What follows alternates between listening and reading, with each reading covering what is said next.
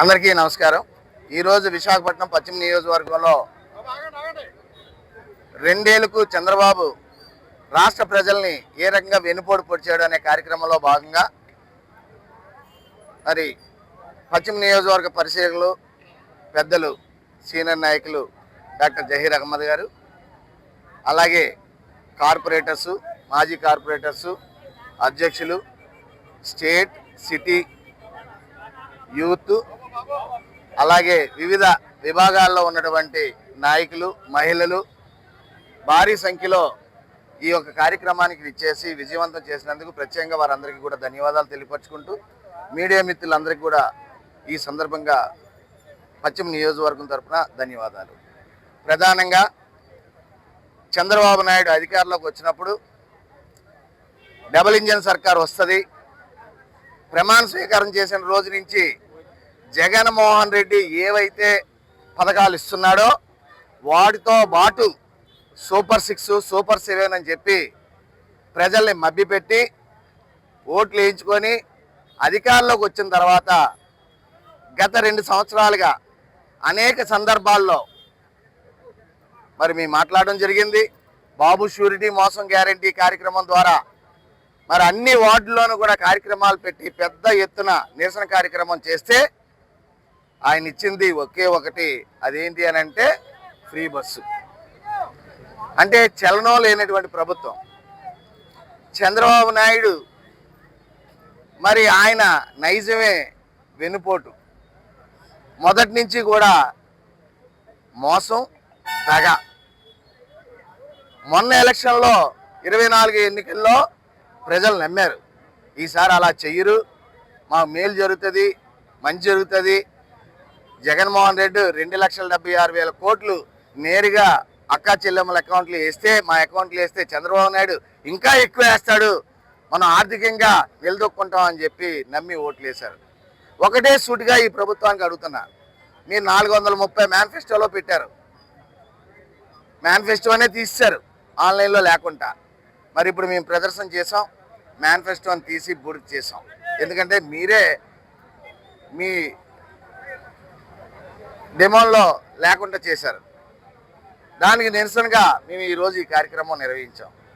మీరు అన్నారు 18 సంవత్సరాలు దాటిన ప్రతి మహిళకి నెలకి 1,500 చొప్పున ఇస్తామని చెప్పి నేటికి 2 సంవత్సరాలు అయింది, ఎందుకు ఇవ్వట్లేదు? సూటి ప్రశ్న, దీనికి సమాధానం చెప్పండి. అలాగే ఓల్డ్ ఏజ్ పెన్షన్ 50 సంవత్సరాలకు కుదించి అందరికీ ఇస్తామని చెప్పారు, ఉన్న పెన్షన్లు తగ్గించారు, కొత్త పెన్షన్లు నేటికి ఇవ్వలేదు. 50 సంవత్సరాలకి ఇస్తానన్నారు, వాటికి ఇవ్వలేదు. వాటి ఊసి ఎందుకు మీరు ఎత్తట్లేదు?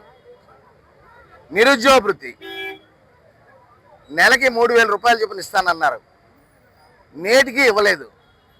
వాటి మాట ఎందుకు మాట్లాడట్లేదు? వాటికి సమాధానం మీరు ఎందుకు చెప్పట్లేదు? ప్రధానంగా నిరుద్యోగులు ఎప్పటి నుంచో ఎదురు చూస్తున్నటువంటి డిఎస్సి, సూటిగా మీకు ఒకటే చెప్తున్నా, ఒక నోటిఫికేషన్తో 1,30,000 పైచీలకు ఉద్యోగాల్ని ఎటువంటి వివక్ష లేకుండా, విమర్శ లేకుండా, ఆనాడు మీరే కదా ఆ ప్రతిపక్షంలో ఉన్నారు, మీరు చూశారు కదా, ప్రభుత్వ సిస్టమ్ ప్రకారం పరిపాలన విధి విధానానికి అనుగుణంగా ఆ రోజు ఒక్క నోటిఫికేషన్తో అంతమందికి ఉద్యోగాలు ఇస్తే, ప్రభుత్వ ఉద్యోగాలు ఇస్తే, ఈనాడు మీరు ఇచ్చిన ఒకే ఒక నోటిఫికేషను, అది కూడా డిఎస్సి, అందులో 10% కూడా మరి మీరు భర్తీ చేయలేనటువంటి పరిస్థితి, అందులోనూ కూడా అవకతవకలు.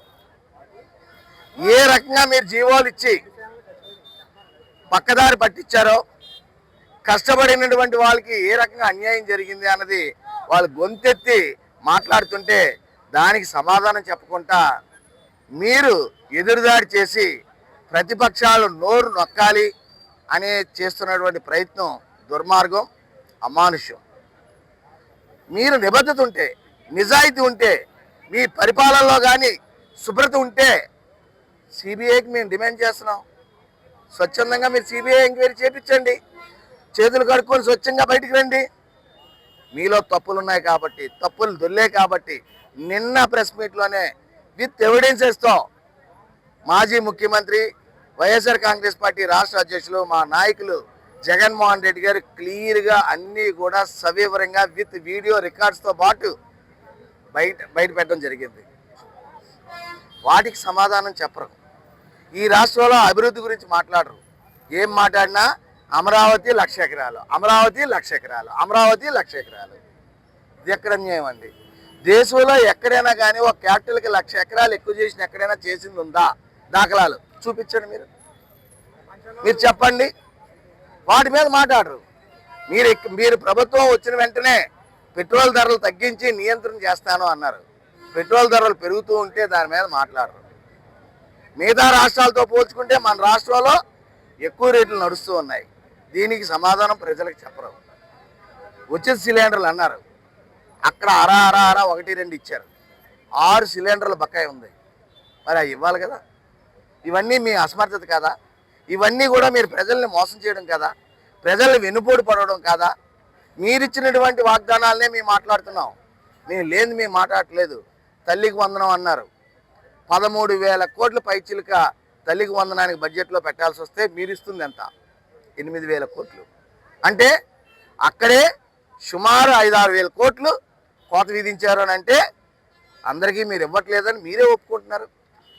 ఇవన్నీ మోసం కాదా? దయచేసి ఇప్పటికైనా కానీ మీరు ఇచ్చిన వాగ్దానాలు నిలబెట్టుకోండి.